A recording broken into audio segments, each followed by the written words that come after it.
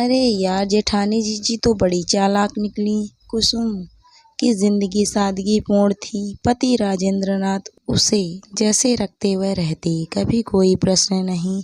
कुसुम की इस सादगी को देख उसकी दोनों देवरानी लीला और रीता उसका मजाक उड़ाते। आज के युग में यह सादगी नहीं, मूर्खता और गंवारपन है, लेकिन कुसुम उनकी बातों का कोई जवाब नहीं देती। पति महीने के अंतिम दिन उसके हथेली पर वेतन रखते हुए कहते, इसमें खर्च और बचत दोनों हिसाब से करना। कुसुम अपने दिमाग से हिसाब लगाती, फिर उस वेतन से लगभग 4 आना 25% पति को देते हुए कहती, इसे बैंक में जमा कर दीजिए। कुसुम ज़्यादा पढ़ी लिखी नहीं थी, लेकिन जिस तरह वह 4 आना का हिसाब करती, राजेंद्र नाथ उससे काफ़ी प्रभावित होते। शेष रुपयों में भी वह बड़ी कुशलता से दवा, दारू, डॉक्टर, इमरजेंसी आदि के लिए कुछ रुपये हटा कर रखती थी। वह यदि सुरक्षित बचता तो उसे महीने के आखिर में पुनः बैंक में रखवा देती। इस जगह उसके पति के वेतन का पाई हिसाब के अनुसार खर्च होता, जिससे फिजूल खर्ची मुश्किल था। उस दिन लीला और रीता दोनों एक फेरी वाले को बैठाई। एक साड़ी कुसुम को भी पसंद थी, लेकिन महीने की शुरुआत में वह कोई भी और खर्च कैसे करे। इधर लीला और रीता दोनों फेरी वाले से भाव मोल कर उनके अनुसार सस्ते में दो सुंदर साड़ियाँ खरीदी। वे कुसुम को भी सस्ती साड़ी लेने को कह रही थी, मगर कुसुम के मन में हिचकिचाहट थी। इस पर रीता बोली, जीजी इतनी कंजूसी भी अच्छी नहीं होती। अरे जीवन में कुछ शौक मौज भी जरूरी है, हर वक्त कल की फिक्र क्यों। देवरानी की बात सुन कुसुम फीकी हंसी मुस्कुरा देती।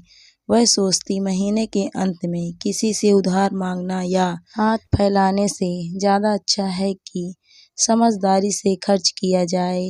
फेरी वाला भी अनुरोध करते हुए उधार देने का प्रस्ताव भी दिया, लेकिन कुसुम ने लेने से इनकार कर दिया।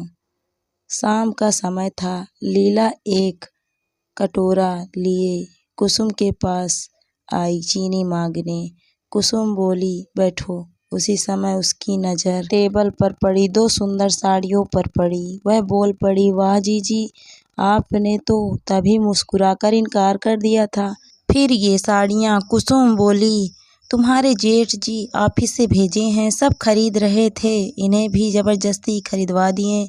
ये जेठ जी आपको कितना मानते हैं, एक आपके देवर साहब हैं, कभी कुछ भी अपने मन से मेरे लिए नहीं लाते, जब देखो पैसे का रोना रोते हैं। इस बात पर कुसुम चुप रही।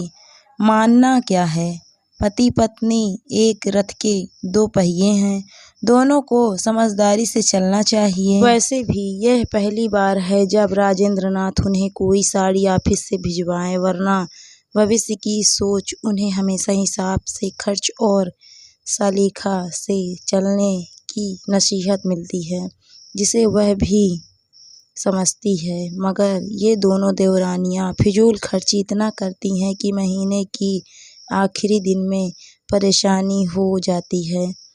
आज राजेंद्र नाथ जी कुसुम को बोले, तैयार रहना, ऑफिस से आकर निकलेंगे। कहाँ? बाद में बताऊंगा। इतना कहकर राजेंद्र नाथ जी निकल गए। बेचारी कुसुम दिन भर सोचती रही, पता नहीं क्या बात है। शाम में वह पति के साथ निकली। शहर से दूर प्रतिभूमि के पास राजेंद्र नाथ रिक्शा रुकवाए। कुसुम बोली, इस बंजर में क्या दिखाने लाए हैं जी? कुसुम, ये ज़मीन बिक्री का है, सोचता हूँ इसमें थोड़ा खरीदूँ। ये बगल से हाईवे है, शहर भी नज़दीक। हाँ, मगर अपना तो घर है। हाँ तो क्या हुआ, इतने रुपए आएंगे कहाँ से? आज 10 साल से जो तुम्हें बचत सिखाता रहा हूँ, उन रुपयों और थोड़ा सा लोन से यह ज़मीन हमने खरीद लिया है, वो भी तुम्हारे नाम। बात हो गई है, बस तुम्हारी सहमति की ज़रूरत है। ठीक है कुसुम के राजी होते ही राजेंद्र नाथ जी वह जमीन खरीद लिए।